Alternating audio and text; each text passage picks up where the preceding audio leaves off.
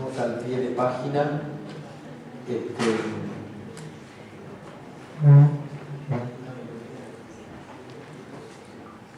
Voy a tratar de ir más despacio ahora para hablar. Yo voy a tratar de hablar más despacio, lo cual voy a saltar algunos puntos. El texto ya lo tienen escrito, así que pueden confrontar con el texto.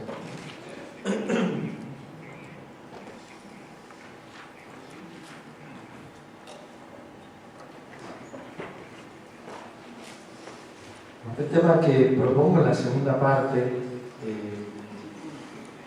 tiene como título los instrumentos imprescindibles del acompañamiento. Lo que quería, cuando concluya la primera parte, entiendo el acompañamiento de la vocación no solo y explícitamente desde el ámbito del coloquio, la terapia, ¿no? Pero sí, en este caso, voy a tomar los instrumentos de la psicoterapia para poder comprender o acercarnos al acompañamiento.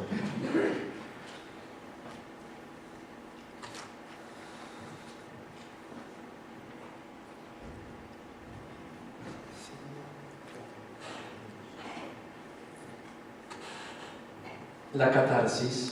La catarsis está presente en las relaciones humanas cuando podemos aliviar el peso de una situación al comunicarla a alguien. A veces es solo una descarga agresiva que permite liberarse de un sentimiento de rabia. En términos referidos a la relación terapéutica, entendemos la catarsis como una descarga emocional por la cual una persona se libera del afecto unido a un recuerdo o a una situación. En este sentido, la cura catártica permite evocar y revivir los hechos traumáticos y los afectos ligados a ellos. Puede aportar algún autoconocimiento, pero esto sería un valor agregado. La catarsis produce alivio solo por la liberación de un estado emocional, que no puede ser explicitado y compartido. Lo dicho parecería aludir solamente a la comunicación entre personas. Sin embargo, la explicitación y el desarrollo de una situación conflictiva, aunque hecha en soledad, también es catártica, alivia e incrementa el autoconocimiento. Muchas veces, situaciones de malestar que no podemos explicar pueden entenderse a través de un contacto con nosotros mismos, de conectarnos con nuestra intimidad a través de la meditación. Y eso es terapéutico. Lo que quiero señalar es la importancia de este momento catártico que tiene el acompañamiento.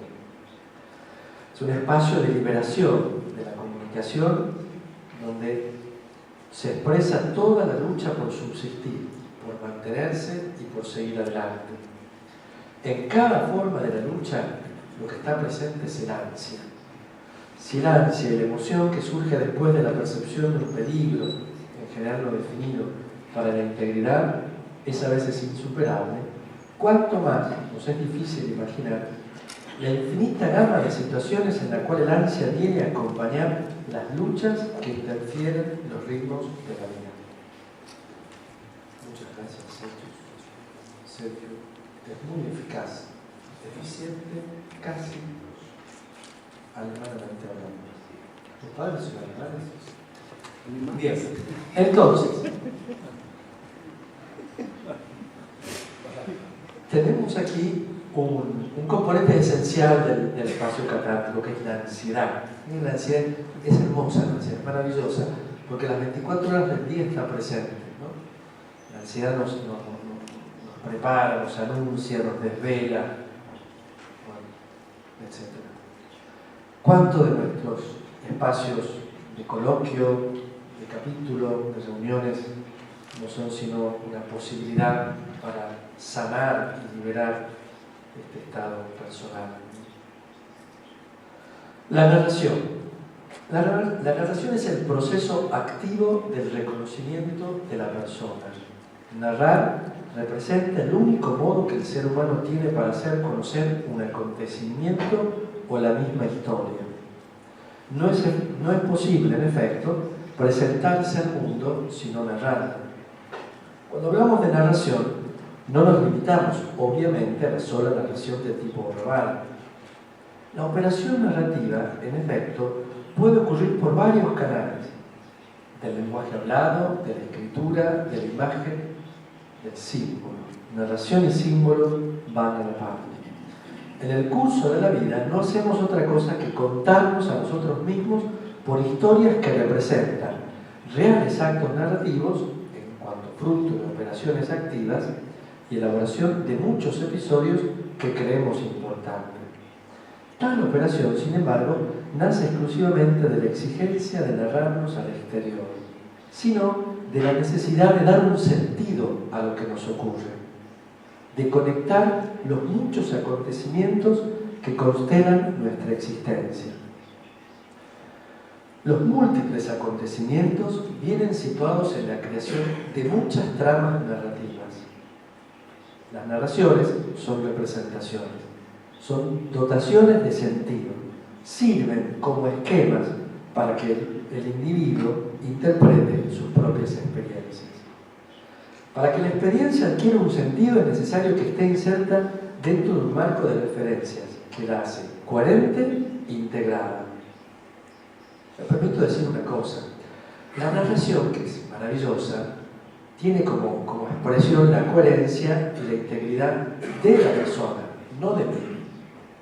O sea, muchísimas veces lo que para mí como acompañante es incoherente, para la narración de la persona es coherente. Las cosas solo adquieren un sentido si son insertadas dentro de un contexto, de un tiempo y por lo tanto de una historia, es decir, al interior de un tejido narrativo llamado la propia historia. Además de ser esencial instrumento relacional, la narración también representa sobre todo un camino para la propia identidad. Hablamos de identidad narrativa cada vez que nos presentamos, sea nosotros mismos que los otros, en realidad estamos contándonos, en cierto modo. No sé si existe una palabra propia en italiano o en inglés, contándonos, ¿no? O sea, contar un cuento. ¿Existe? Italiano, contarse.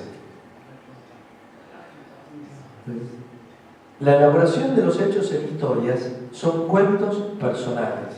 Son necesarios para que la persona dé un sentido a su vida, para que adquiera un sentimiento de coherencia y de continuidad. No se puede prescindir del concepto de intencionalidad, en cuanto que cada vez que construimos una historia, siempre lo hacemos para que alguien me escuche. La experiencia que experimenta son seleccionados para la introducción de un significado. El contarnos es la posibilidad de darnos a conocer. En la psicología clínica, los test no son sino la expresión de esta narración contada por la persona, por el sujeto, ya sea el TAT, que es un test maravilloso, donde la persona es estimulada por un paisaje, por un estímulo ordenado, le llamamos nosotros, por ejemplo, un paisaje, un rostro, la imagen de una persona al lado de otra. Entonces la persona tiene que construir una historia, un cuento. Esta posibilidad de narrar no es sino la posibilidad que la persona tiene de darse a conocer, ¿no? Ya sea con un estímulo ordenado o con un estímulo no ordenado. Un estímulo no ordenado se enrolla, ¿no? Que es un estímulo que se le pone a la persona para que ella ordene desde sus propias coordenadas y escriba una narración. Bien. Como decía, lo que narro siempre está influenciado por quien me escucha. En el momento en que cuento, cumplo una elección. Elijo qué narrar de mí y qué no, qué dejar traslucir, qué tiempos, qué entonaciones, qué expresiones faciales, la voz, las pausas, etc. Esto es particularmente evidente cuando cuento un hecho de mi vida a un amigo o a un enemigo, a una persona que me resulta antipática o a una que me es simpática, a una persona que quiero conquistar o a una persona que odio. En el momento en que cuento, cumplo una elección. Pero, y esto es fundamental, la actividad narrativa se complementa y adquiere sentido solo si hay un oyente de la narración. En psicología dinámica manejamos un término fundamental. No hace falta saber tanto quién soy, sino para quién soy. Mucha insistencia en el quién soy no tiene sentido si no hay alguien que me escuche. ¿Para qué quiero conocerme si nadie me recibe? Tan importante es el quién soy como el para quién soy.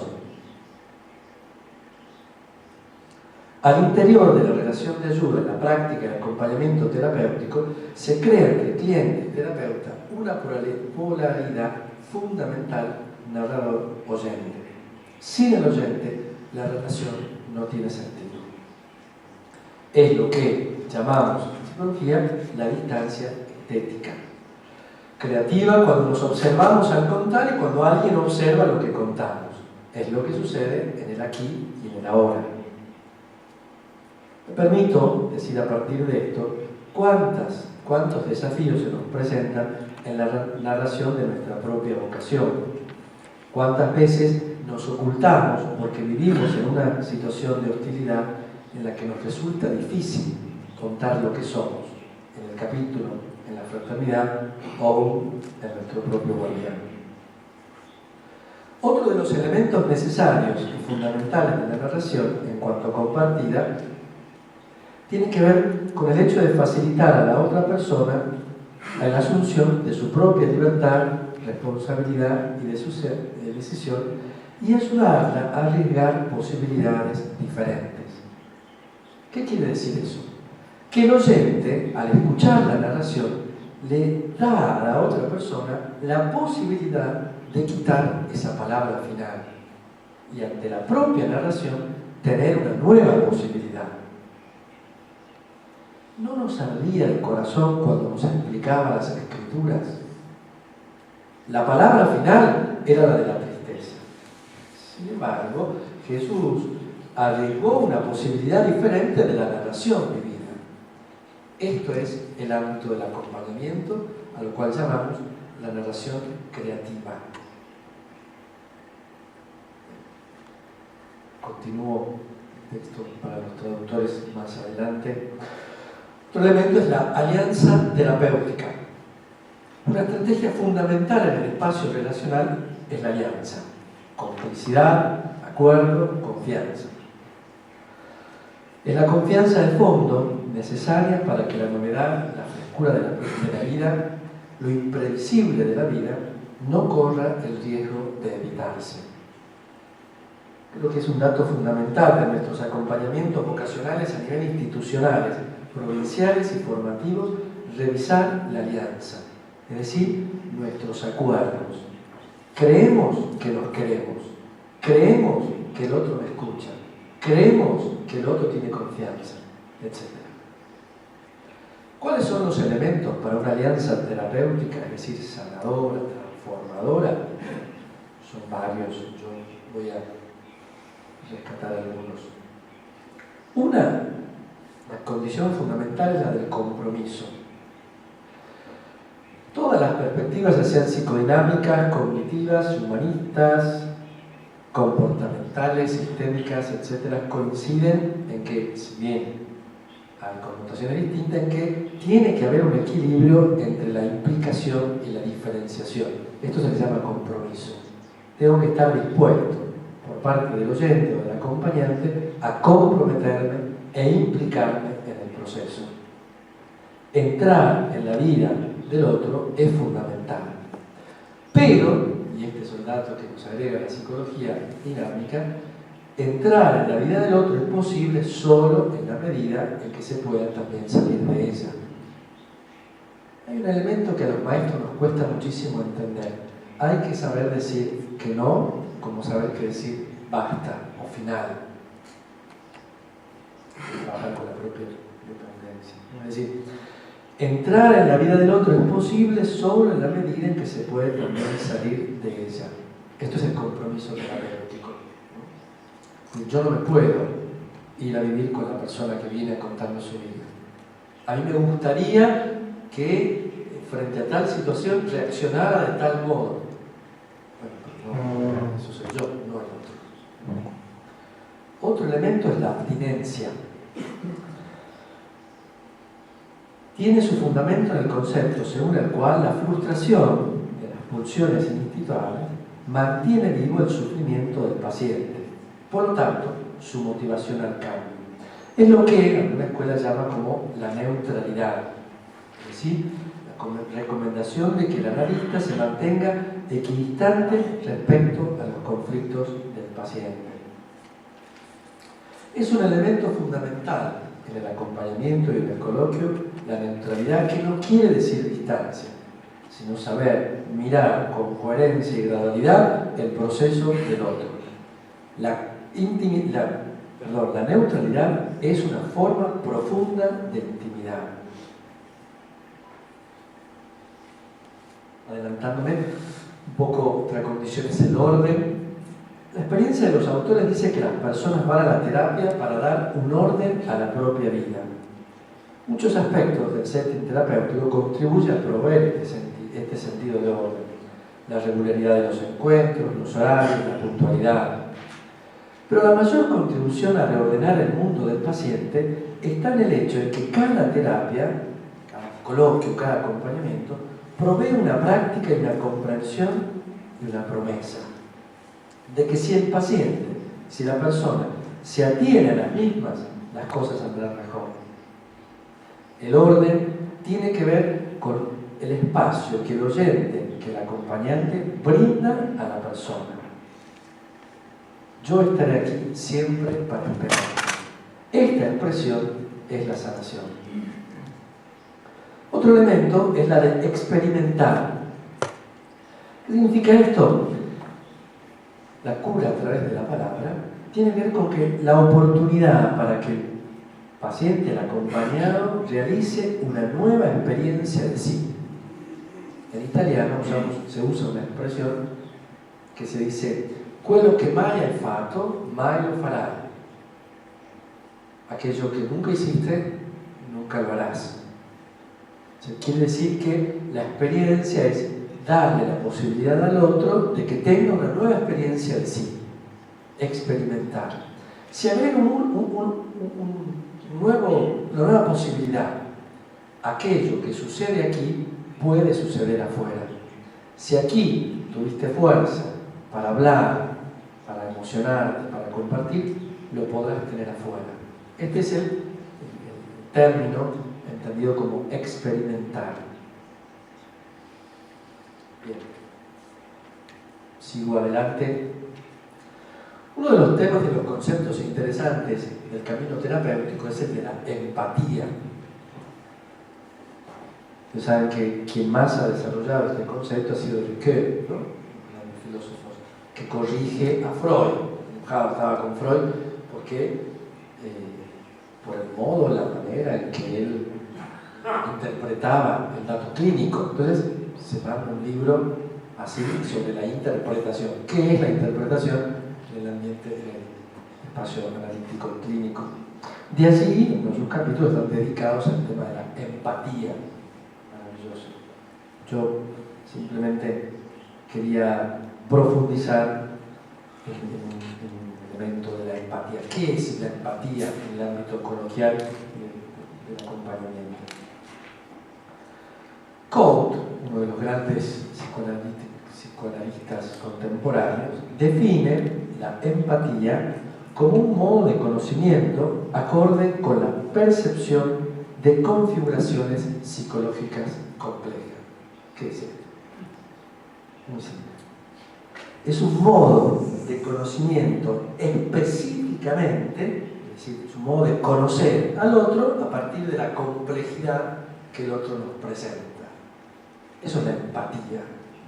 La empatía no es un sentimiento, la empatía no es una emoción, es un modo de conocimiento del otro en la complejidad de lo que el otro es. esto, Coe dice, este gran psicoanalista de los Estados Unidos, él inicia su tratado siguiendo a Ricoeur diciendo que en realidad la empatía, más que una sensación, es una luz. Es como cuando nosotros iluminamos un cuarto, un espacio, y podemos reconocer todo lo que hay dentro. Esto es la empatía. O sea, la empatía es la capacidad que cada uno de nosotros tenga para reconocer la totalidad de lo que el otro es. Lo que siente, lo que piensa, lo que espera, lo que sueña, todo. La empatía es la posibilidad de escuchar desde dentro al otro, escuchar y mirar al otro. No es una sensación. O sea, yo me puedo compadecer por el sufrimiento del otro sin conocer la totalidad del otro. Parece que este es un dato fundamental. ¿Por qué es importante la empatía? ¿Por qué es necesaria esta luz y esta comprensión de la totalidad de lo que el otro es? Porque con la empatía nosotros tendremos la posibilidad de reconocer la diferencia y la distancia conmigo mismo. Cuanto más conozca al otro, más sabré que no soy yo, sino que es el otro. Esto de la empatía nos ayuda a reconocer que en la relación terapéutica, en la relación del acompañamiento, la manera en que cada uno de nosotros responde al acompañado tiene una influencia universal infinita sobre el otro. Es decir, cada uno de nosotros responde a lo que el otro hace con mi propia verdad. Por eso es importante la empatía, para ver que todo lo que nosotros podamos hacer frente al otro tiene una influencia necesaria. Y de tal modo es necesaria que es infinita. Es decir, a veces no nos damos cuenta que lo pequeño o lo grande influencia sobre la vida de esta persona. Eso en psicología se le llama respuesta empática. Es decir, que en el ámbito de la supervisión, ¿qué respuesta empática provocó esta situación en el acompañamiento? Bien, vamos más adelante, así no explicamos. Las transferencias, no me voy a detener porque en esto todos sabemos, simplemente para reafirmar algunos conceptos que todos tenemos. ¿Por qué es importante la transferencia? Porque toda relación humana se despierta en nosotros imágenes y situaciones vividas de lo que somos y de lo que queremos. ¿Qué es la transferencia? Es el rasgo distintivo de toda relación en la cual hay desplazamiento de sentimientos, de actitudes o de impulsos hacia la relación y hacia la persona. Esto es fundamental. No solo hay una transferencia hacia el otro, sino a la relación. Es decir, la idea, la imagen, lo que me despierta, el tercero en discusión, que es la relación. A la par podríamos distinguir en la relación está lo que se llama el concepto de realidad. Una cosa es lo que yo siento y otra cosa es lo que el otro es. Eso ya lo sabemos. En donde más quería distinguir algunas cositas es en la contratransferencia. La contratransferencia ya sabemos que consiste en una inapropiada o irracional relación del acompañante, del terapeuta, hacia el comportamiento de su acompañado. Consiste en desplazamientos de pensamientos, sentimientos o impulsos que no tienen que ver con la realidad. La experiencia nos señala que las reacciones de contratransferencia a veces pueden ser ventajosas, pero a veces, la mayoría de las veces, dañinas. Es cierto que muchísimos de nosotros, todas las personas, experimentamos ciertas situaciones con nosotros.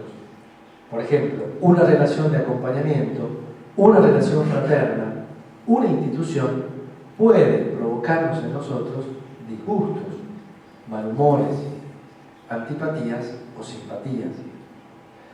Posiblemente nos resulte más simpático estar frente a personas más jóvenes que ancianas. Posiblemente ciertas temáticas y problemáticas de los otros nos resulten más agradables que otras. Todo eso es la contratransferencia. Lo fundamental será el reconocimiento de cada una de ellas y la gran pregunta es, ¿qué hacemos con esto? En primer lugar, reconocer que hay reacciones específicas. Las reacciones específicas en el coloquio terapéutico son los pensamientos, los sentimientos, las acciones que tenemos hacia la persona en respuesta a algo que ha dicho o ha hecho y que toca algún problema de mi propia vida que aún no he enfrentado o que es una pregunta abierta. Un ejemplo, cuando nosotros estamos enfrente de una persona que sufre un estado emotivo llamado depresivo o tristeza o de angustia, toca nuestra propia angustia, nuestra propia tristeza, nuestra propia pregunta sobre la muerte, sobre la desesperanza, sobre Dios, etc. Y los límites entre su propia vivencia y la mía son muy débiles. Y hay que estar atentos, porque a veces nosotros damos a la persona, le proyectamos a la persona mi propia pregunta o mi propia angustia, mi propia tristeza. Esto se le llama la reacción específica de la contratransferencia. En fin. Me adelanto y paso al proceso terapéutico. Como todo en la vida, las cosas necesitan tiempo. El proceso hace referencia justamente al tiempo. Hay un tiempo de inicio, un momento medio y uno final. En el proceso terapéutico, en el camino del acompañamiento, en el coloquio, en el camino del coloquio, es tan importante saber comenzar como saber concluir. Yo digo siempre a mis hermanos en la provincia que cuando son invitados a la nueva obediencia, a una nueva fraternidad, es tan importante saber decir que estamos en el inicio como saber despedirse. Saber individuar los momentos de la vida son fundamentales. Esto es el proceso. Saber individuar, por ejemplo, los momentos transicionales con sus características propias, con cierta sensación de incertidumbre. Saber individuar los momentos de meseta, momentos de aburrimiento, de tedio, de cansancio. En el proceso de cambio y aceptación, la persona pasa por distintas etapas. Me remito allí, la nota de pie, nota número 44. En el libro que presentó el padre Vidal de Shmuki, hay ahí uno de los capítulos, el último, Shmuki, es una síntesis muy buena sobre las etapas en el camino del acompañamiento, ¿no? Está, en mi juicio, de manera sintética y profunda, muy bien hecho. Decía entonces que el proceso pasa por distintas etapas. Por ejemplo, el reconocimiento de las falsas expectativas es fundamental. Cada uno de nosotros empieza una relación personal, grupal, fraterna o institucional con expectativas, que no son las mismas expectativas con las cuales concluimos, cargadas a veces de decepción, frustración o ampliación de horizonte de sentido. Asimismo, en el camino gradual de crecimiento, la insistencia en este proceso es fundamental. De lo que se trata en el proceso es de reaprender lo aprendido. Esta es la clave y lo más difícil en el proceso del acompañamiento, reaprender lo aprendido. Por ejemplo, vamos a poner ejemplo de más. Lo más difícil para nosotros es volver a estudiar la lengua madre. Volver a estudiar el español es un desafío muy grande, porque ya lo tenemos incorporado en el proceso de coloquio y acompañamiento. De eso se trata, de reaprender lo aprendido. Y por eso se hace tan difícil. Ciertas costumbres, modo de responder, de mirar, de situarnos, nos salen espontáneamente. A mí me sale espontáneamente decir vos, que es el tú, la segunda persona del singular en español. En Argentina, porque hemos ampliado el español, decimos vos. En realidad se dice tú. Es sacar el vos de lo espontáneo, de lo automático, eso es lo difícil. Eso se refiere cuando reaprender lo aprendido. La terapia, el proceso, es un espacio justamente para esto. Las preguntas que nos acercan al tiempo, al modo, a la manera en que cada uno de nosotros ha ido respondiendo a la vida. En el proceso se trabaja con lo que la persona o con lo que el acompañado lleva a la ascensión, no con otra cosa. Para ser más consciente de los puntos ciegos y para descubrirle la potencialidad a la persona. Esto supone que el acompañado esté dispuesto a cuestionar sus propias coherencias. Cuanto más se profundice en la vida de uno mismo y más esté dispuesto a cuestionar todo, más transformador será el proceso. De lo que se trata es de salir de los automatismos. En el camino del coloquio se podrá aprender de sí mismo todo lo que se quiere saber, pero uno mismo es el artífice de los propios descubrimientos. En el proceso nos permitimos tomar mayor conciencia de lo que estamos haciendo, sintiendo y pensando, y sobre todo de las posibilidades siempre nuevas. En el proceso terapéutico se busca una valoración de la situación personal y del ambiente de las personas y se amplía el horizonte del sentido para que la persona, en su darse cuenta, pueda un siempre más nuevo. Bien, vamos a ver muy sintéticamente qué es el insight. Este concepto es entendido como el darse cuenta. Darse cuenta. En términos de adquirir un conocimiento nuevo y penetrante. Es un acontecer no privativo de un proceso terapéutico, sino de la vida. Es decir, nosotros no solo tenemos insight cuando estamos con un maestro, con el guardián o con el provincial. Estamos siempre dándonos cuenta de las cosas. Es propio de la vida. Los progresos, los logros, en lo que hace a lo personal, están íntimamente relacionados con la posibilidad de haber tenido un conocimiento intelectual o emocional que ha movido algo así como una rueda de nuestra marcha hacia algo buscado, deseado, esperado, encontrado.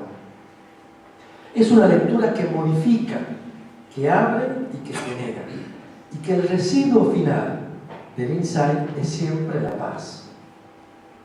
Freud, en una de las cartas que escribe a su hija Ana Freud, le escribe diciendo que, en palabras mías, ¿no?, el haber tenido un insight de lo que es la histeria me produjo una paz similar a la de los cristianos. Me dicen que no era que en el fondo, el insight nos deja como residuo la paz, una cierta, lo que él llama equilibrio emocional.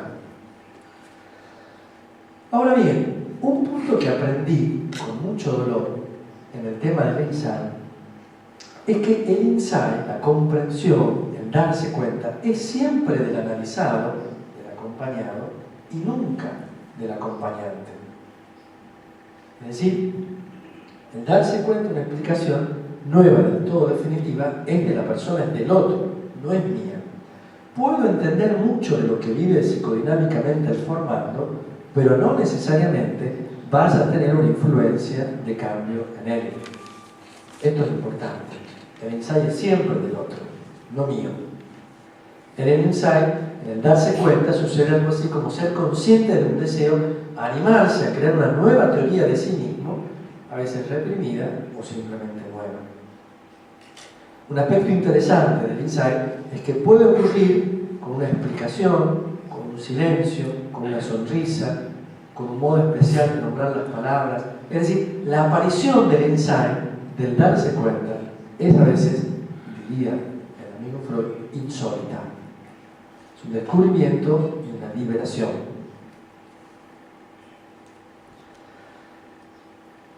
Voy adelantándome, marcar mucho. Hay un elemento que le decimos el enfoque. Una de las grandes preguntas que se hacen en el ámbito de la psicología es cómo recoger los datos. Los datos son lo que nos viene del otro, ¿no? Los datos son todo aquel material que la persona dice durante el acompañamiento y lo que el acompañado observa, piensa y rescata del otro. Es decir, los datos es todo lo que la persona me da y todo lo que yo capto y recibo del otro. Los elementos para recoger los datos son fáciles: la escucha, la confianza, etc. Me detengo en algo muy importante, que es la elaboración de estos datos. ¿Qué entendemos por elaboraciones? Nosotros los datos los tenemos que unir. Si la persona me habla de mi infancia, me habla de un padre, de una madre, me habla de un dolor, de una angustia, de un trabajo fracasado. O sea, todos estos datos tengo que unirlos en alguien. Eso se le llama la elaboración. ¿Cómo se hace para elaborar un dato? El primer elemento no es matemático, es la flexibilización. ¿Qué significa esto? El acompañante busca encontrar de manera flexible un sentido a los datos. ¿Por qué se queja tanto del guardián y no del ecónomo? ¿Por qué no se entiende? O sea, la flexibilización es correspondiente al acompañante. Y otro dato es la contextualización, es decir, conectar todos estos datos en un sentido que tiene la persona. La repetición de algunos temas, la aparición de ciertos personajes nuevamente, etc. Todo esto concluye la elaboración de los datos, la contextualización de los datos, en la aparición de lo que se llama el conflicto central. Albert decía el otro día, en psicología decimos que en realidad siempre todos tenemos una o dos motivaciones en el fondo. Esto es lo que se llama, hay siempre un tema conflictivo central. Llegar hacia eso lleva muchos años, tiempo y paciencia. Pero este es el desafío. Recoger todos los datos para que uno pueda encontrar, este es el tema. Vamos a un ejemplo simpático.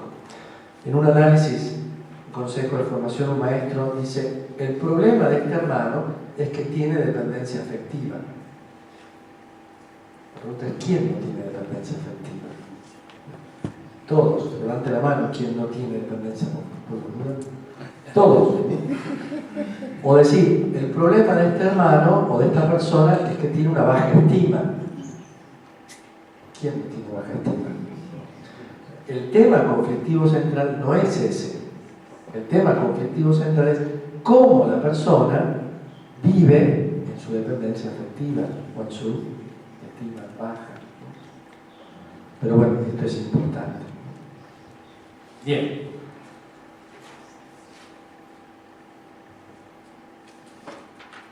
Paso a la página 32. La interpretación. Va a quedar mucho. En la tradición psicoanalítica, la interpretación es considerada como la explicación causal de fenómenos, asimilado a las ciencias naturales. Según los autores postmodernos clínicos de psicodinámica, no existe un único modo interpretativo. ¿Por qué?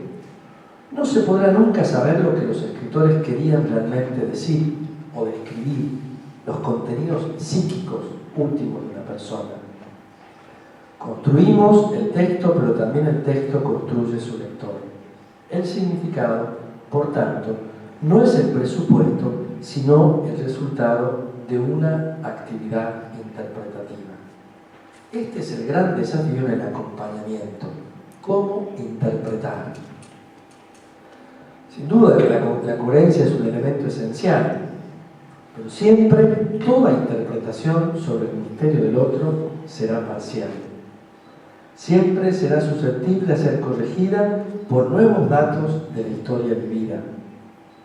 Riquet señala que la interpretación siempre nos lleva al ámbito de los significados, es decir, a las vivencias subjetivas experimentadas y por lo tanto a los símbolos.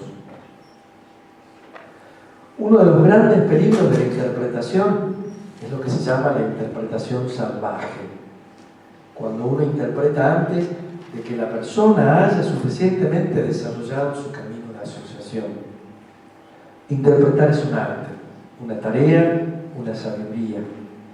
Interpretar es prudencia, delicadeza, decisión y apertura. Lo más importante en el ámbito de la interpretación es recoger, acoger, recibir el significado del otro. Vamos a poner un ejemplo. Para mí, tal situación puede tener un significado. No necesariamente se corresponde con la explicación que el otro me da. Esto es interpretar, recoger el significado que esta situación, esta vivencia, esta esperanza, este deseo, tiene para el otro. Es muy difícil en este ámbito para nosotros ponernos al servicio del proceso y no dirigirlo. Tendemos a dirigir el proceso, tendemos a interpretar. En fin, por ejemplo, tendemos a ponernos nerviosos cuando ciertos procesos se detienen o estamos viviendo en la meseta. Esto sería dirigir interpretativamente el proceso. La interpretación, ante todo, es paciencia. Salto del proceso de simbolización, el proceso de construcción y reconstrucción, y paso a la patología del proceso.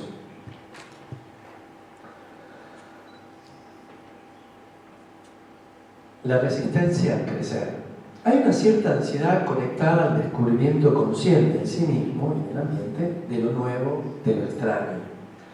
La resistencia permite mantener un sentido de continuidad y de constancia del yo. Inmuniza contra el sentido de discontinuidad en la propia identidad que podría provenir por el cambio.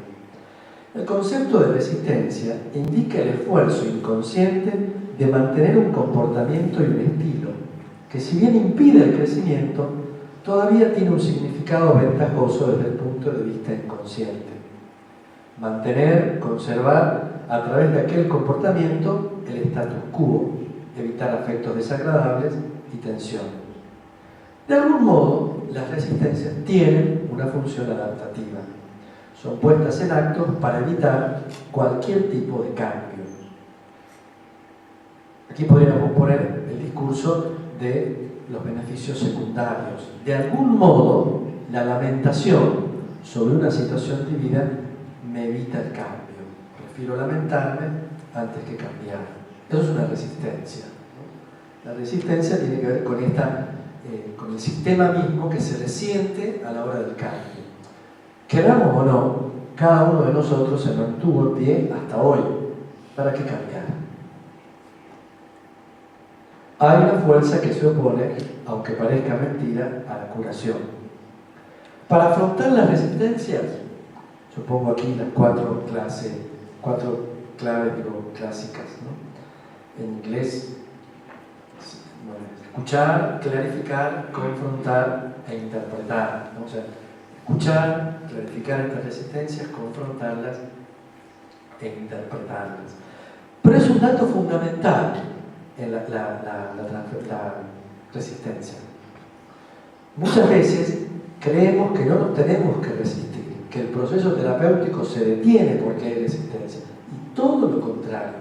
Cuanto mayor resistencia, mayor intensidad al proceso. Porque quiere decir que hay algo ahí que está tocando en mi vida para el cambio. Una explicación clara de la resistencia tiene que ver con este miedo a la angustia que provoca una posible situación de incertidumbre, de peligro. Cuando hice mi sesión en clínica, me tocó acompañar a un sacerdote que sufría de ceguera. Después del proceso, muy angustiante por cierto, pudo volver a ver. La gran pregunta que él hacía es: ¿cómo hago ahora que veo después de 3 años de ceguera? Aunque parezca absurda, la situación de hoy es siempre mejor de cuando podría suceder arriesgando el futuro. Otro elemento interesante son las pretensiones y las desilusiones. La pretensión es una modalidad emocional que quiere establecer una relación donde pueda obtener cualquier cosa del otro, es decir, un beneficio. Por ejemplo, el acompañado puede presentarse ante nosotros como la persona enferma, exigiendo consolación, como sufriente, exigiendo ayuda, o un estudiante que exige enseñanza, etc. La pretensión es siempre un camino de fracaso. Asimismo, la ilusión. Muchas veces tenemos la ilusión de que todo va a salir bien, de que 3 años de formación tengo un fraile perfecto para el mañana, de que posterior a la profesión solemne los conflictos se resuelven, que con una experiencia de 1 mes de retiro entiendo lo que significa la consagración definitiva. Esto es una ilusión muy pobre. Lo cierto es que la desilusión va a aparecer. Las fantasías provienen de un mundo emotivo que quiere gratificación, un mundo de expectativas. La clave es, cuanto más realistas sean las expectativas, menos dolor provoca la frustración. Lo maravilloso de esto es que las fantasías, las ilusiones, las pretensiones compiten con la realidad. Por eso se hace tan difícil luchar.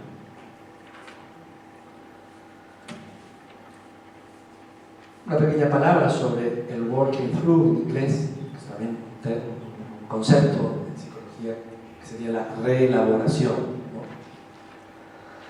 Todo lo que vamos reconociendo aparece como un gran embudo en el coloquio, en el acompañamiento, en lo que llamamos como la reelaboración. ¿Qué es la reelaboración? Las interpretaciones ofrecidas por el acompañante nunca obtienen respuestas de inmediato. Generalmente son rechazadas por la fuerza de la resistencia, por las pretensiones y por las ilusiones. En la reelaboración, lo que se le invita a la persona es hacer una nueva lectura, esto que llamábamos narración, de sí mismo. Es observar el mismo conflicto, la misma dinámica, en distintos contextos de la vida del acompañado. Este es el esfuerzo por cambiar una situación sobre la base del ensayo, que va aumentando, aplicando un nuevo significado a la vida. Una interpretación que lleva al ensayo no es suficiente. Para un cambio de comportamiento es necesaria la reelaboración, que es una continua repetición de la misma dinámica, una y otra vez. Conviértete y cree en el Evangelio. De lo contrario, el ensayo permanece solo como una introspección. ¿Para qué es necesario conocerme si no hay un cambio? ¿Para qué es necesario convertirme si no hay alguien que me espera? La reelaboración es esa parte dolorosa del camino, porque la persona puede empeorar o cansarse, ya que reelabora el material consciente. En la reelaboración lo que importa es el sentido. Todo esto tiene un sentido. En la reelaboración lo que aprendemos es que para asimilar conceptos, para transformarnos, necesitamos tiempo y paciencia. Lo que se pone en juego en la reelaboración es la esperanza. En el sentido más profundo, ayudar a una persona que no sabe esperar a encontrar el componente de misterio que implica vivir la temporalidad de la atención. Yo siempre explico la reelaboración con estos 2 términos, uno cristiano y otro humano. En la reelaboración invitamos al acompañado a vivir en el mientras tanto. En la reelaboración acompañamos al acompañado a vivir en la permanencia. Enamorarse es muy fácil, morirse también. Permanecer es un gran desafío. La transformación. Acompañar el deseo, acompañar el cambio. En la experiencia del acompañamiento constatamos una impactante realidad. El hombre se encuentra como atado a su condición de deseante. Es esta condición de deseante la que viene muchas veces mal entendida, quizás por una equivocada comprensión del deseo. Pareciera que dejarse andar por el misterio del deseo crea incomodidad, porque el deseo tiene un lenguaje propio. A veces aparece como una fuerza negativa, como un movimiento ciego e involuntario. El deseo es una disponibilidad del corazón a canalizar todas nuestras energías hacia un objeto estimado como central, como bueno. El deseo contiene una valoración del objeto como capaz de dar sentido.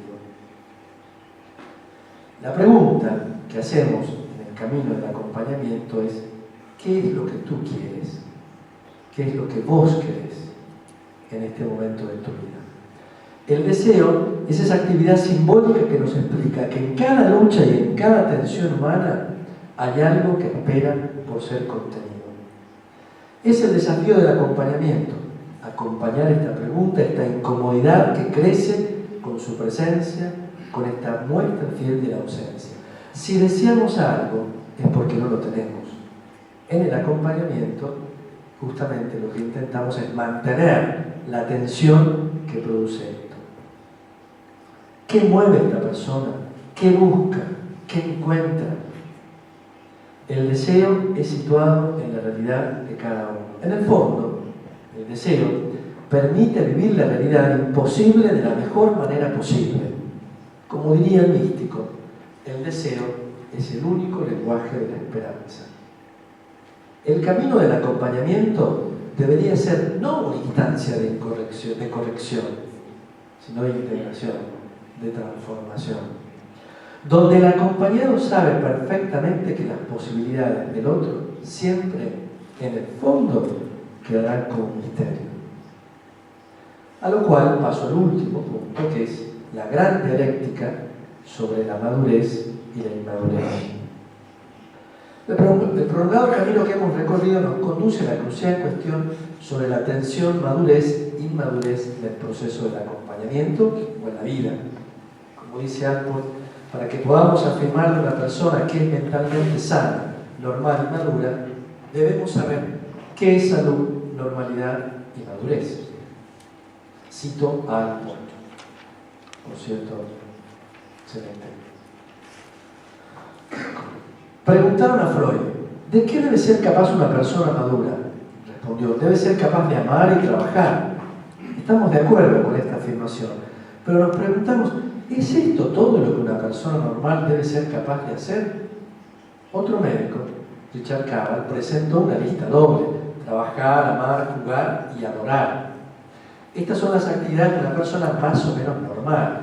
Tanto si preferimos la primera lista como si adaptamos la segunda, nuestra elección se basa en consideraciones de tipo o ético y no hechos científicos. La ciencia por sí sola no nos dirá nunca lo que es sano, normal o bueno. Asumido este criterio, podemos decir algo relativo al concepto de madurez. Mejor, ¿a qué hacemos referencia cuando decimos esta es una persona madura o este es un hecho maduro? Psicológicamente, se verifica que una persona puede desarrollar maduramente, más que otro, solo un sector de su personalidad. Aquí habría tantos conceptos de madurez como personas están sentadas. Se piensa en quienes tienen un alto nivel de desarrollo a nivel intelectual, pero son frágiles en el mundo afectivo. Podremos ser doctores, licenciados o especialistas y ser inmaduros. Más aún, según lo expuesto en puntos anteriores, no se considera el devenir humano como estático, sino más bien como una tensión de crecimiento. Esto es, un permanente dinamismo como un proceso ondulatorio, con altos y bajos. Hay situaciones que nos producen antipatía, en la cual nuestra respuesta es inmadura. Hay situaciones que aún la misma antipatía provoca en nosotros una situación madura. La madurez personal no necesariamente coincide con la edad cronológica de la persona. Los individuos se desarrollan a ritmos diversos, en anticipo o en retardo con sus pares. Se dice que para adquirir una experiencia deben pasar años. No corresponde esta afirmación a su comprobación existencial. No siempre van de la mano tiempo y madurez psíquica. Conviene desarrollar otro concepto que puede unificar criterios, el concepto de integración. La integración constituye un aspecto fundamental en el crecimiento humano. Comprende un proceso de armonización en torno a ciertos valores que convierten en un principio de movilización de los esfuerzos, las actitudes, los comportamientos en una única persona. ¿Qué queremos decir? Integrar significa que una persona es unificada. Una realidad llega a ser unificada cuando es más o menos organizada. Es uno de los conceptos claves en psicología, en cual una persona debe funcionar con un organismo armonioso. ¿Qué quiero decir con esto? Entiendo madurez como la capacidad que la persona tenga de mantener siempre viva la dialéctica, el ya, pero todavía no. No se puede concebir una persona integrada, ausente de conflictos, sino más bien como quien está en grado de responder sin tensión insostenible y sin desorganización. Es decir, una resolución que vaya en acuerdo con su esquema de valores y con la realidad de su presente. Para eso será fundamental reconocer que hay actitudes y comportamientos insanos, patológicos o enfermos. Un ejemplo en el campo afectivo puede servirnos como respuesta. Un sentimiento visto a nivel puramente emotivo es de hecho incompleto. Explica solo algunas dimensiones de la persona, la fisiológica y la afectiva. Pero para que sea plenamente humano la emoción, debe también manifestar el otro aspecto, racional e espiritual. Una emoción, un sentimiento, es una pregunta sobre Dios. El concepto sobre Dios, el concepto de espiritual.